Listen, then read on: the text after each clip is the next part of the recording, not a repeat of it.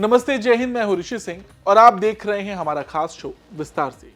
आज हम बात करेंगे इंडिया और चाइना की और साथ ही साथ चाइनीज एयरफोर्स की भी।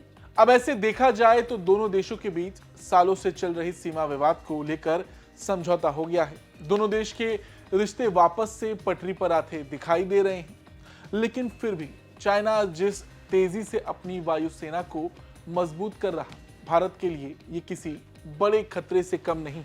अब ऐसा हम क्यों कह रहे, ये भी जान लीजिए। चाइना लगातार अपनी पीपल्स लिबरेशन आर्मी एयरफोर्स की फ्लीट बढ़ा रहा है, उससे और ताकतवर और खूंखार बना रहा।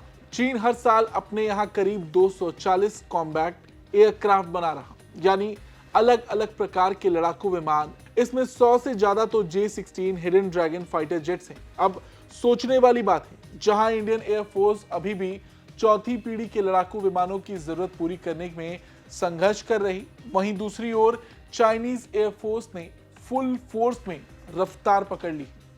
कुछ रिपोर्ट्स के मुताबिक China 100 J-20 mighty dragon, 40 J-10 सी विग्रस ड्रैगन बना रहा। खतरे की बात तो यह है कि इन सब के अलावा रूसी फैल्कन फाइटर जेट की चीनी वर्जन J-11 और J-15 के प्रोडक्शन की तो संख्या किसी को नहीं पता। इन्हें टक्कर देने के लिए भारतीय वायुसेना के पास अभी भी मेघ, मिराज, राफेल, जगुआर, तेजस, सुखोई जैसे फाइटर जेट्स हैं, जो शायद देखा जाए तो काफी है भी नहीं। चाइना ने पिछले कुछ सालों में अपनी एयरफोर्स पर जमकर काम किया। उसकी ताकत का अंदाजा ऐसे भी लगाया जा सकता है कि उसके एयरफोर्स के latest stealth bomber H-20 Bharat के किसी भी शहर पर हमला कर सकते हैं।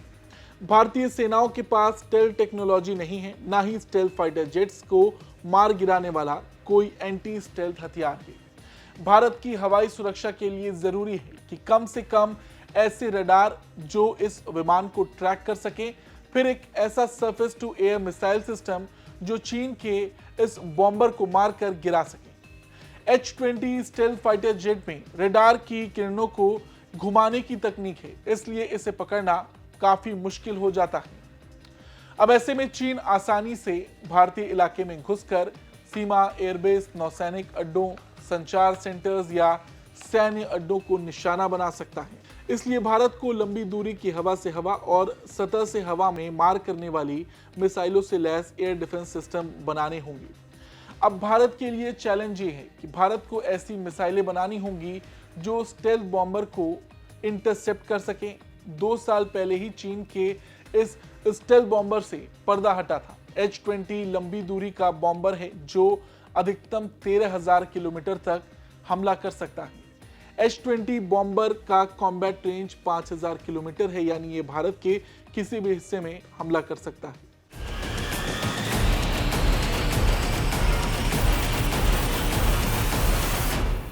चीन के स्टेल्थ फाइटर जेट जिसकी टक्कर का भारत के पास कोई भी विमान नहीं है। चीन के स्टेल्थ फाइटर जेट के कई नाम हैं, जैसे J-31, FC-31, Shenyang, FC-31, stealth fighter jet falcon, hawk या J-35। इसे शेनयांग एयरक्राफ्ट कॉरपोरेशन बनाता है।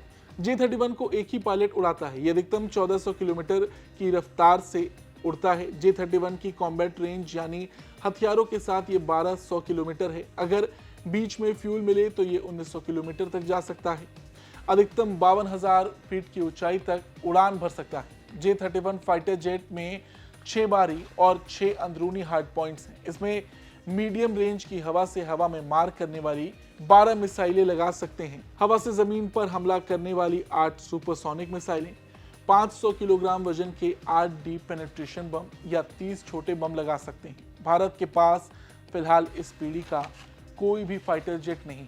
भारत में अभी एमका फाइटर जेट बनाया जा रहा है। एमका की बात करें तो 5वीं पीढ़ी का ये विमान advance medium combat aircraft programme के तहत बनेगा।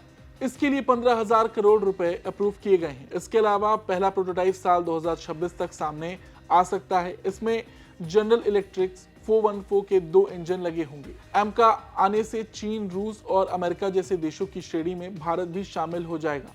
एमका अमेरिकी F-35 और रूस के सुखोई 57 को कड़ी टक्कर देगा, लेकिन तब तक चीन शायद थोड़ा और आगे निकल जाए, क्योंकि चीन अभी से 6ठी पीढ़ी का फाइटर जेट बना रहा है। इसका नाम JXD है, यानी XD मतलब शिंदाई। इसके बारे में लोगों को कम जानकारी है, ज्यादा जानकारी सार्वजनिक नहीं की गई। इसे और भी डेवलप किया जा रहा। चीन के छठी पीढ़ी फाइटर जेट प्रोग्राम में लगातार अपग्रेड हो रहा। इसमें एडवांस सेंसर्स होंगे, लॉयल विंगमैन ड्रोन होगा, लेजर वेपन्स होंगे। इसमें मैन और अनमैन जेट्स और ड्रोन्स की टीमिंग होगी। यानी जब तक भारत 5वीं पीढ़ी का एमका बनाकर सेना में शामिल करेगा, तब तक चीन छठी पीढ़ी का विमान उड़ा रहा होगा। अब देखा जाए तो बीते कुछ सालों में इंडियन एयरफोर्स ने अपनी क्षमताओं को बढ़ाने के लिए बड़े बदलाव किए भी हैं।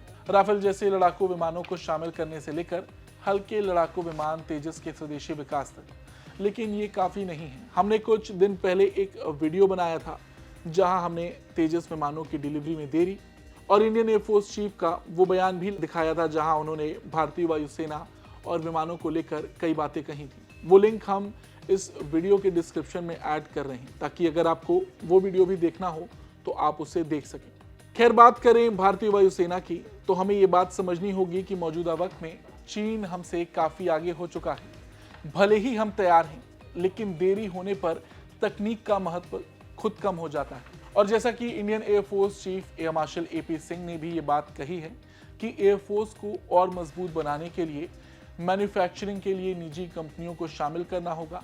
इससे मार्केट में कंपटीशन बढ़ेगा, लोग अपने ऑर्डर पाने के डर से बेहतर प्रदर्शन करेंगे और हमें इस बात पर गौर करना होगा। अब क्योंकि इंडियन एयरफोर्स पहले से ही 114 मल्टी रोल फाइटर एयरक्राफ्ट को खरीदने की तैयारी में है, इसके लिए कई देश अपने विमान बेचने के लिए इस रेस में शामिल भी हो चुके हैं। लेकिन दिक्कत यही है कि इसके लिए भी सालों लग जाएंगे, रफ्तार पकड़नी होगी। फिलहाल आज इस वीडियो में इतना ही। आपको ये वीडियो कैसी लगी कमेंट करके जरूर बताएं। धन्यवाद।